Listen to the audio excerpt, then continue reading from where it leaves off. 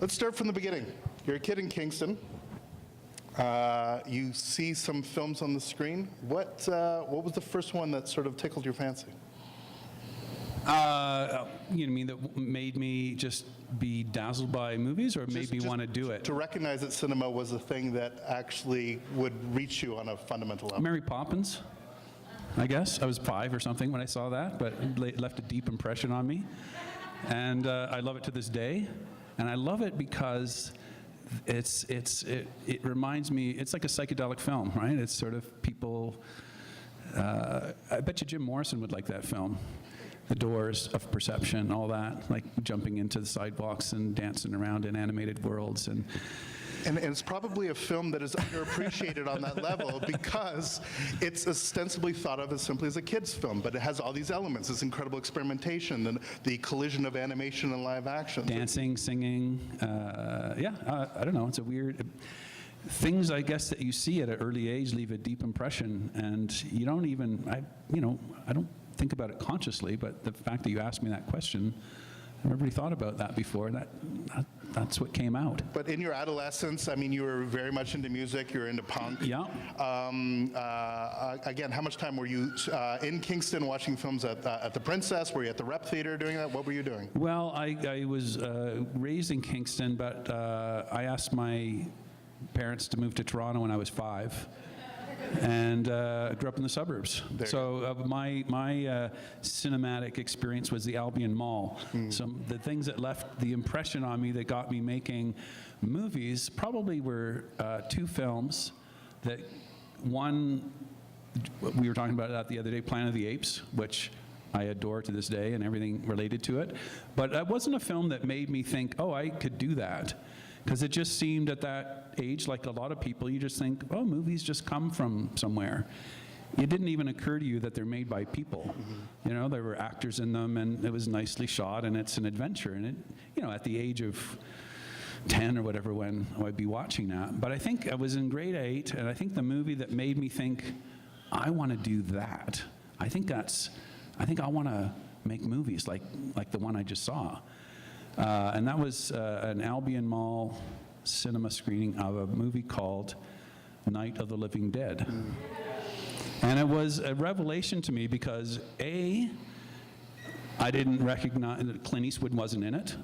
There was no recognizable movie star. It was in black and white, poorly photographed. Acting was all over the place. I thought, I could do that. That seems possible. And my friends and I, who all adored this movie, that's what made us start making it, because we thought, like when you watch Planet of the Apes or 2001, you go, well, that's just comes from adults make those movies, or real people, talent, artists. We were just a bunch of goofballs that we just loved the zombie, and we thought, it sort of, that movie gave us permission to do it as well. It gave us the confidence. So anyway, I always looked at that movie as a launch pad. You made Our Glorious Dead on Super 8. Oh, yes. Was that directly out of a love of Romero's film? Yes. And this was I can't believe that you know that, but in high school, I think grade 10, because we loved that movie so much, we decided we would make our own zombie movie. So we enlisted the help of my friends. We killed most of the teachers, the math teacher, the biology teacher. The only one that was left was allowed to come back from the dead and kill some students was our English teacher, Mr. Shropshire, who we thought was really cool. And he used to talk to our class and say, you know, I'd rather be home making love to my wife than teaching you guys. And that made an impression on me. I thought, wow, this guy is interesting. So he was allowed to come back as a zombie and kill. And then it was also a lesson in promotion, because it was a hit at our high school, because all the high school students loved seeing their teachers horribly mutilated and trampled and their guts eaten. And we had actually my first successful profit-making movie. Anyway. And again, not to make nothing's more annoying in these Q&As than when the moderator makes it about me or themselves. But before Jarmusch, before the whole notion of independent cinema, as somebody coming up in the 80s and 90s, there was you. That when we saw Roadkill and we saw Highway 61 and we realized that there was somebody out there making films that simply were being made, that weren't the mainstream, weren't the Clint Eastwoods. So if you could talk about bringing Roadkill together, bringing the team that you brought together, and just going out and doing it, and after your experience at Ryerson, obviously, but just finding the compunction to tell that story in a way that simply hadn't been told in quite the same way in Canada. Yeah, I mean, I'm not quite sure why I make films, other than maybe it's community or being part of a gang or a bunch of people. Like I've always, if I was a better guitar player, I'd be in a Zeppelin cover band touring Northern Ontario right now. But I'm unfortunately not a very good musician, so I turned to movies, I guess, because it has that camaraderie, it has that feeling of being in a It certainly has gang. composition and it has orchestration. Yeah, and there's structure and there's all the things that go along with maybe songwriting and that sort of thing. So that was extremely appealing. And with Roadkill, that was our first full-length movie, I guess. And I had the privilege to work with a great writer, Don McKellar, who we met through our shared love of zombie movies. And because at a certain point, yeah, I think when I was writing that, my friend told me, "You're not a very good writer, you should find a writer." And I was like, After being depressed for a couple days, I said, well, where would I find a writer? I had no idea. I didn't come from a creative place or parents, and I didn't really know. So they said, look in the theater. And in Toronto, there's a lot of independent theater, so you didn't have to go to Hollywood or somewhere far away to find a writer. They were kind of right there, and McKellar was doing stuff, so I found him, and I liked him right away because we both loved the Romero movies. It was an odd film because, I'll just quickly tell you the genesis of it. I had made a short film in Ryerson, where I went to film school, and we showed it we'd show films not in the theater, we just showed it in a club, right? And so I get a call after the screening that we had by this guy, and he says, I want to meet you. I manage a band, and I want to talk about a movie project. I'm like, wow, this sounds like a job, this is amazing. And I found out later that the only reason he phoned me because the other guy, Peter Metler, didn't want to talk to him or something. But anyway, so we meet this guy. He's about the same age as me. He's wearing a suit. And I sit down. I'm pretty excited because he's a manager of a band. I love movies. So he lays out his credentials. He says, yeah, I manage a band called a Neon Rome, which were this kind of amazing sort of underground band in Toronto. They used to have like posters up on this street that says Jesus does heroin and pornographic. It was like crazy. And the singer, they called him the Leprechaun Dog, and he was a kind of a cross between Jim Morrison and Iggy Pop. Anyway, so I was like, this is a great thing. So Keith, the manager, he goes, yes, I saw your film. It's really great. I want to make a movie, and I've written a treatment. And I'm like, oh, okay, great. I said, I'm not a writer, but I had a couple of friends, and maybe we can help. He says, yeah, just read the treatment. Great. He said, right now, right? He wanted me to read it right there. And he's wearing this suit. He's kind of an odd, interesting guy. And he reminded me a little bit of like what Malcolm McLaren might be like, who managed the Sex Pistols. I thought, this is not a rock and roll guy. This is a kind of a suit guy. Maybe a potential lawyer. So anyway, I read the first page, the first paragraph actually, which I'll recount to you very quickly. The band is playing on stage. There's a giant shark tank in the middle of the thing, and kids are being tossed into the shark tank and eaten alive. And I was like, Keith, this is fantastic, What an opening. This is unbelievable. And he's like proud that, his words had brought out kind of a excitement in me, his future director. But I said, it's just, I don't know, that's a big thing to do. Anyway, we sort of said, well, I think I would like to make a movie, but I don't know if we can afford that big ticket item right off the top, maybe, one day. We'll work towards it. But it was the kind of that first lesson in the kind of crazy impulse to make something, and then which I still, and we all deal with that, the impulse versus the reality of time, money, people, whatever. And the reality of Roadkill is that what you set out, I mean, my understanding is not only that, there was a documentary element. You're going to be doing this specifically about this band. Yeah. And of course, what happened was the band broke up. Oh, yes. So that's the other thing I've always learned to do is kind of roll with it, you know? Like you realize at an early age or stage of your career that you can't really control much at all. You can kind of hang on. And it's a funny thing because as the director, you're always thinking, well, I'm in control. And you think you're supposed to be, and you try your best to do that. But, you know, especially when you're starting out, you really don't know what the hell you're doing. But you start to kind of listen to the world. I mean, documentary filmmakers, I think, know this really well, where they know that something is going to happen, and they trust in the world that it will offer up beauty and strangeness and drama.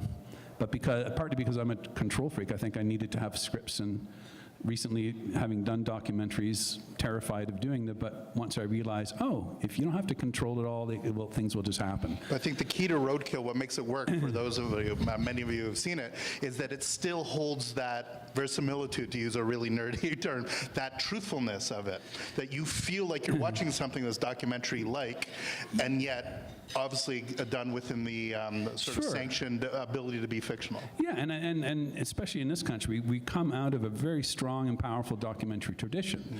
And this is, you know, a big part of our film culture is that, and springs from that. Whether you're a cinematographer, an editor, director, you're so informed by that process. And so the example in Roadkill is bizarrely, we had some money, I think, from the Canada Council, or we had, like, actually money to make this film. And then about a week before, it was the story was we were going to follow this band up in Northern Ontario and watch this kind of crazy bunch of heroin freaks get the shit beaten out of them in, like, hotel bars, sort of. Anyway, so a week before, I get this call that I was supposed to meet the singer for coffee, just to, you know, talk about what to pack on the trip and what was going to happen. So I meet him, and there he is, the leprechaun dog himself. But he's got a toque on, and I don't see hair coming out the end of the toque. And very quickly, the story was he wrote a little thing on the pass it to me, and I look at it and it says, "I've taken a vow of silence." It's like, huh, that's interesting.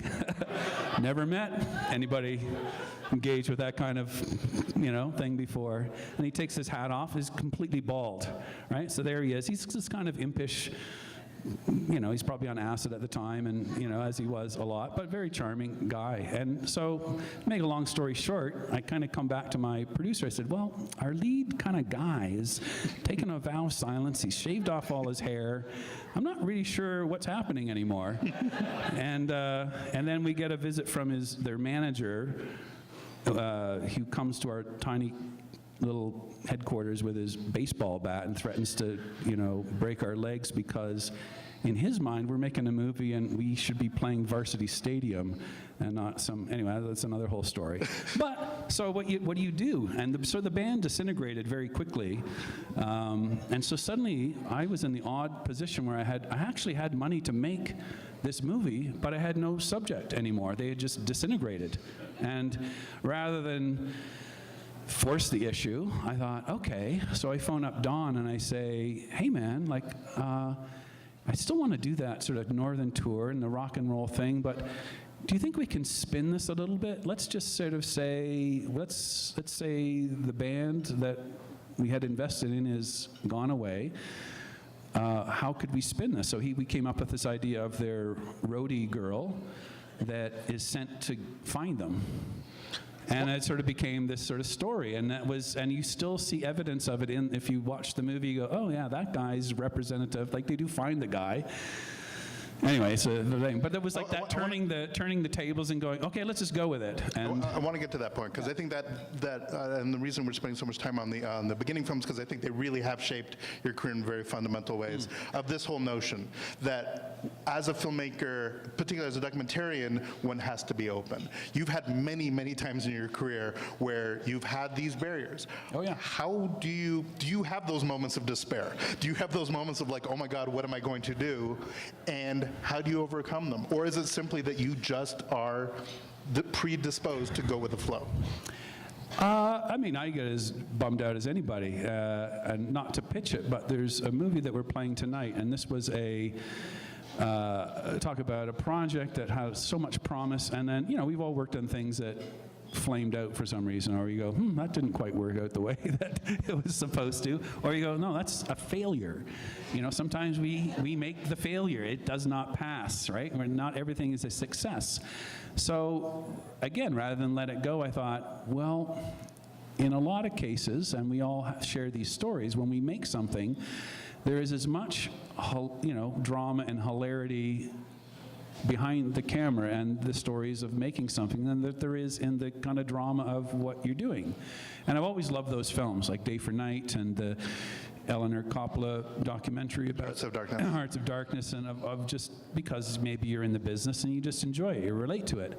So in this case, this is what we're showing tonight, was a kind of, imagine sort of a DVD commentary where the premise is not like, we're fucking geniuses, look at all the great shit that we did.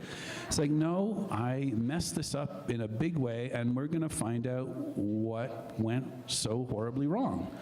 And it's a kind of autopsy on a project. And even I was working in a faraway place on this show about these people that are kind of crisis management team, and they do stuff. It is based on these real guys that if your people get kidnapped and you don't want to call the cops, you phone these guys and they come and they work it out.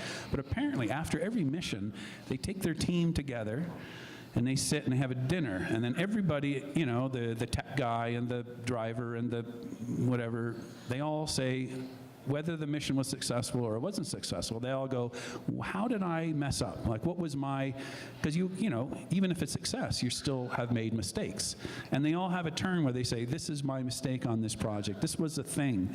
And having done this weird autopsy on a film that went wrong, it's a painful thing, but it's actually pretty healthy. I mean, in some ways, Highway 61 was a direct connection to Roadkill. Obviously, it's a similar performer, similar writer, that you basically took a different setting and twisted it on its head. So you have a tendency to go back over your works and find different ways of doing it, themes and variation. Is that a fair point? Yeah, it's like you kind of want to keep at it till you get it right, I love, say, those are two road movies, and I've always loved that genre. Especially because in the early going, it was a great way to understand story. It was a great way to understand narrative.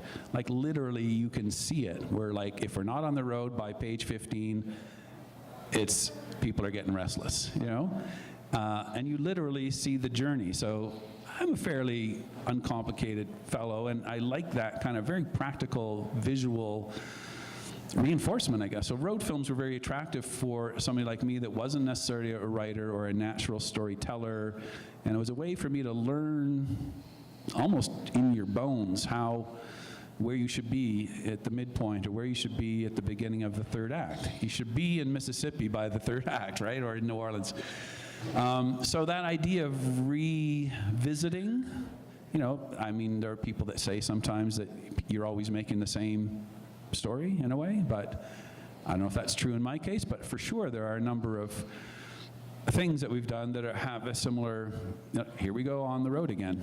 And before we get to the film that Claire's hat's about, the two films that, again, really shaped a lot of the conversation about independent Canadian cinema, Dance Me Outside, which introduced Adam Beach to a whole lot of people cinematically, and again, danced around northern communities, indigenous storytelling, all of those elements, and Hardcore Logo, one of your big sort of internationally celebrated breakthroughs. I saw it at Cannes as a student, starstruck by this Canadian is showing his punk rock and roll movie there. Just those two films, how they shaped before you got the sort of big step of going to Picture Claire.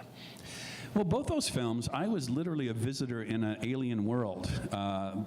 In Dance Me Outside, which was set on a reserve in Northern Ontario, was an all-native cast. Except for one, Hugh Dillon, who would be in Hugh the next Dillon, film. who plays this bad man.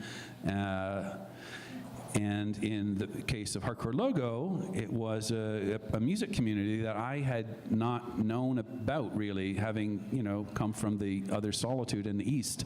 And I knew my town scene, but I didn't really know the whole Vancouver scene of the Modernettes and all those great bands. So, and also as the guy coming to, it was one of the first times I'd ever been alone, and then it was like, this is your crew, or we're going to find your director of photography, we're going to find, and these were all new people. Up until that point, I'd only ever worked with my friends, kind of, right?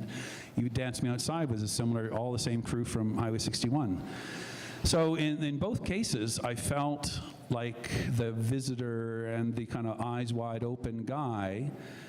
And so I would rely on, in Dance Me Outside's cases, some of the elders and some of the people in the community. In Vancouver's case, it was getting to know, you know, people like, you know, Buck Cherry and different people that took me into the community and kind of said, he's okay, and let him in, and it's going to be fine. Thompson Highway was like that on Dancing Outside, this great writer, playwright. Yeah, so you have two communities that have been represented probably in differently ways, but terrible ways. The punk community and the indigenous community. Yeah. And here you are being brought in to help tell their stories, but with their participation and sort of with their guidance. Oh yeah, because you very much feel the visitor when you go into any new place. Like, we all understand that as a traveler. You know, you go to a new land, you go to Detroit, or you go to Berlin, or Wasaga Beach, and you don't know anybody, but you're not going to be an asshole about it. You're gonna look for the cues and the clues to know where to go, and eventually you're brought in, or you're not allowed in, or they just go, you know what, you're not welcome here. Go away. Is this the greatest directing lesson you have? Don't be an asshole about it. I mean, this seems like absolutely, you know, because something happens to people sometimes when they're given a little bit of power, you know, and I don't think it's inherent assholeness. I think people, they have an idea of what, say a director or a producer, they have an idea that they've seen on television, or they've, you know, read in a magazine, like, this is what a director's supposed to be. And often directors don't get a chance to watch other directors' work. So you kind of think, oh, I guess I'm supposed to be like that. And you're kind of playing a part. You know, because you go, fuck, I'm in charge, sort of in charge, and I'm trying to control things. And I think some people, and I've seen it, we've all seen it happen a little bit, where somebody gets a little bit too excited about wielding their power, and they become an asshole, right? And it's unfortunate, and then maybe they learn their lesson. So that kind of position can come with unexpected baggage. So yeah, I've always been somebody that's not the lead singer or the good guitar player. So I've always been looking up to people that can help me, right? I can say, okay, they know better than me, or like on some of those early films, I had a great Colin Brunton, who's one of the producers. If it wasn't for a guy like him, these films would never have been made, or if they were made, they would be so shitty and so flawed and so clunky. But it was because of his experience of the set and how many donuts people eat and how much gas is, like all that sort of very practical stuff. And that teamwork allowed me to be in the zone, so to speak, or complete something. Which brings us to the Crossroad film, because you are paired with Robert Lantosh, the esteemed Robert Lantosh, the problematic Robert Lantosh, who gets you $10 million to make Picture Claire, which has its debut on September 10th, 2001. I saw it at a press screening. Forgive the diversion. 10 o'clock in the morning, we have just seen that 2 planes have hit the towers. We're sitting there at the Cumberland in Toronto. Somebody's on a handheld radio, and we have just heard that Tower 2 has fallen. At the time, they thought 50,000 people were in the tower. And then the screen opens up and we are watching Picture Claire. So that's how I saw your film. And to this day, if you go to the wiki page of Picture Claire, somebody, not me, has said that there's one positive review of the film, and it's mine. And I think because 9/11 was happening, I was looking for something to be happy about, and I was happy about your film. So in some ways, what we got out of this is that the morning of September 11th, 2001, I'm watching a crazy film with a bunch of American actors, one playing a French Canadian in Kensington Market. The film comes out, you got one good review from me. Yay! And then things went wrong, if you could talk about that. Yeah, it was a very. I'll say a little bit because it's a funny story. So, there's a lot of excitement and hope about the film because Robert brought like a bunch of resources to make this, local film in the city about a very Canadian story. In the sense that it was about a girl from Montreal that comes to the city to look for her boyfriend, lover, but she doesn't speak any English. So it's her, fish out of water, classic thing. It's one night and things get crazy and there's bad guys and diamonds and shit. It's very well written, a script by Semi It's a film noir and a love story. So, and just, yeah, how do I say this? Well, you made it. Robert doesn't agree. We were talking about it. He was like, he very happily, or I don't know happily, but he was very generous and says, yeah, show the film. And he says, could you just introduce the film to people at the beginning? And I remember this clearly. I'm not sure. He said I would never say something like that, but I was like, well, somebody said it. I remember after the screening, there's like the first time you ever show it to people, and he comes up and there's the party is beginning or people are talking, and he leans over to me, he says, Bruce, the cash registers are not ringing, right? Which is producer talk for, we've got a flop, And, anyway, he was like, I would never say that. And I go, well, somebody said it. And anyway, so, we invest for something for so long, and then it's just it doesn't kind of land. The bird does not sing for some reason. For certain people, other people, God bless you, love it. It's a very well-made and beautiful film. Juliette Lewis. Yeah, Mickey Rourke. Yeah, so then you go into a depression for a couple months, and then you kind of wonder, why didn't it land the way I thought it would land? I thought people would love this. I thought it would be amazing. I thought, wow, this is like the best thing we've ever done. It's got it all. And then I was talking to my editor, Jeremy Muntz, and make a long story short, we decided to sort of go back into the footage. It was one of those things again, like revisiting, right? The whole revisiting of something. So we decided, let's look at it again. He wasn't the main editor on the film. He was just doing sequences. So we decided to go back and then organically and weirdly, it became this weird sort of DVD commentary. And he would go, Bruce, okay, now tell me about what happened here. Or, and he would record me and encourage me. And I was like kind of shy. I was like, I don't know, that sounds really wanky, But eventually we spent months kind of chipping away and exploring it. We wouldn't use any other footage. We just used footage that had been shot. Like there was no behind the scenes. It was just outtakes and, a take two. Anyway, it's a very odd but funny little movie. So I guess, again, it's turning the downside into the upside. And then when it was done, I was so excited by it, and I was trying to convince our producer, Robert, and the distributor to say, this is the one you should release. Because it's got all the production value, it's got the story of the movie, it's got the whole thing, but it's just way funnier. And it was alive. It was literally, and anyway, so it was one of those weird postmodern arguments you have with people. They go, no, you're just crazy, let's not do that. And the film is 2002's Claire's Hat. It's playing here. Thanks, Paul brought it.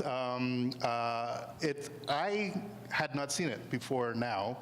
And what's fascinating about it is I believe it is the touchstone for everything that you did subsequently.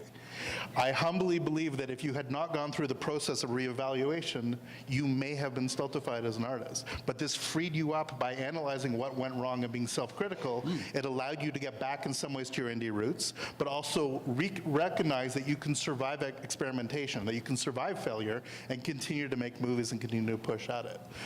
Did it feel that way at the time, or did it just feel that you needed to get this done because you wanted to do something while you're sitting in a teepee in the middle of Northern Ontario? it was very well put, very well articulated,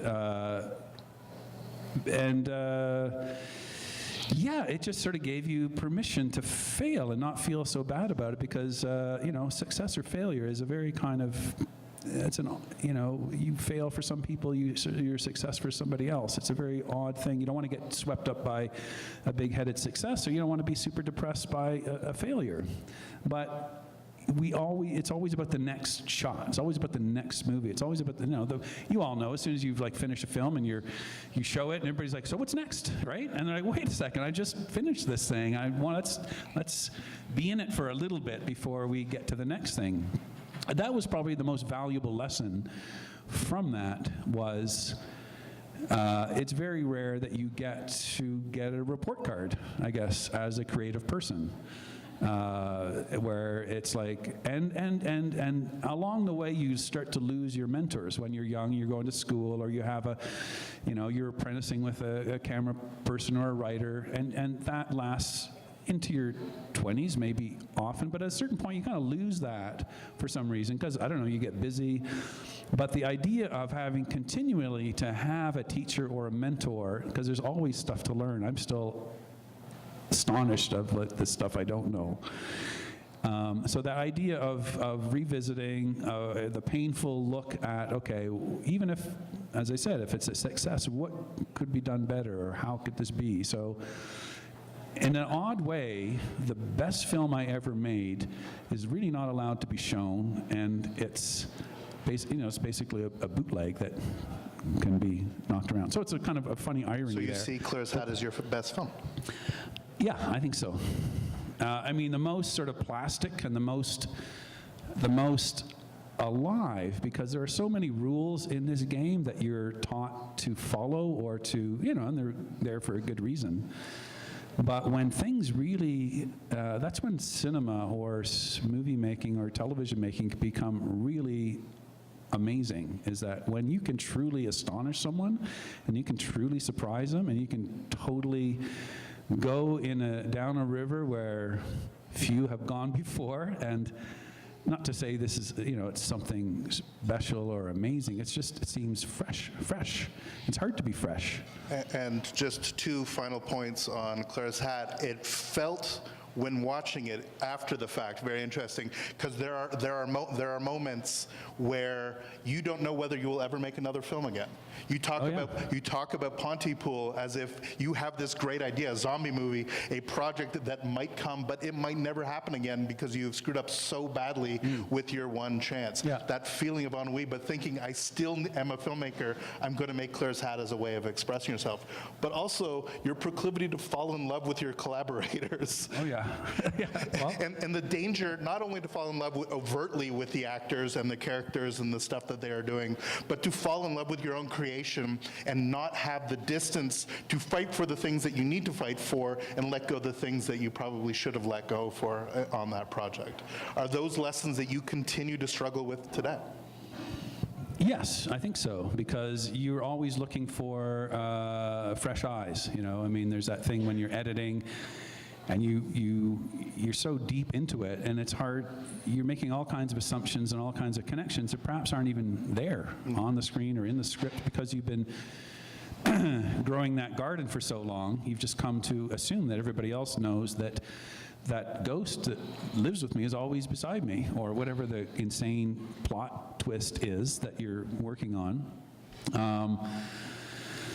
So I think, again, getting back to the team, getting back to your collaborators, your partner, I mean, the lesson on, say, Claire's Hat, the big lesson for me, and, if you had to boil it down to one thing, was that speaking as a director, the director should spend as much time with their producer as possible in the early going, so that they're both making the same movie.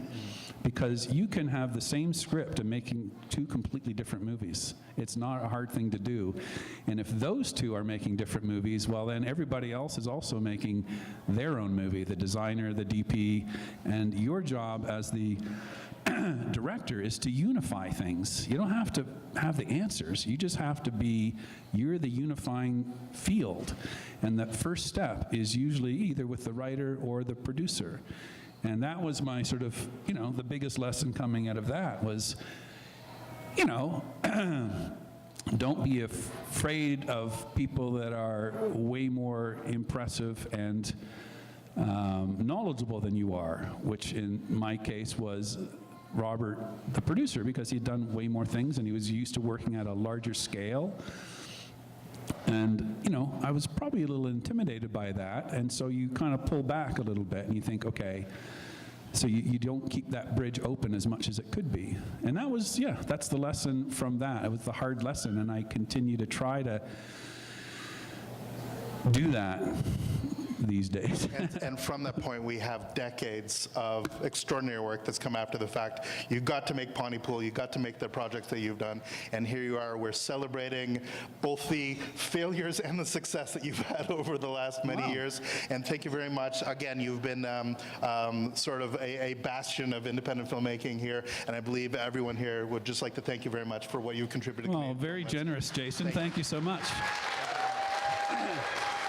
It's a great honor to be amongst all you people. This is, I think, probably my favorite festival in the world, and I've been to many.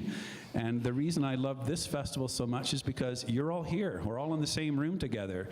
The focus on screenplays and writers, I think, is remarkable. It's a stunning place.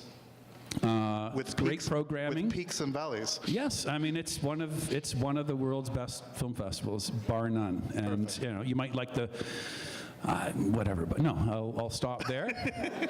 But thank you. It's a great honor to be here, and with all my my tribe here. Thank you. Thank you very much. Thank you.